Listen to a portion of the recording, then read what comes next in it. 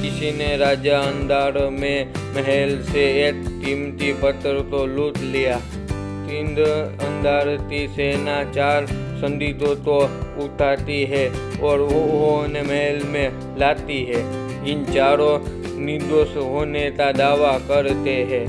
3 अंधार चोर की पहचान करने के लिए एक समाधान के साथ आया था। उन्होंने पहले संदिग्ध को एक सोटी दी और कहा, मेरे पास यह जादू की सोटी है।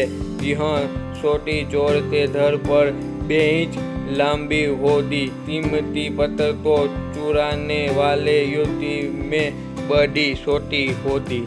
चारों अपने साथ सोटी लेते हैं और घर जाऊ। अगले दिन चारों अपनी लाठी के साथ राजा के पास वापस आ गया। उन्हें देता हुआ राजा समझ गया कि चोर कौन है। कहाँ आप अनुमान लगा सकते हैं कि चोर कौन है? ABCD। दोस्तों कमेंट में बता देना, लाइक कर देना, सब्सक्राइब कर देना। चोर ने सोचा थी सोटी 2 इंच बड़ी, इसीलिए उन्होंने सोटी तो 2 इंच काट दिया और महल में लौटाया।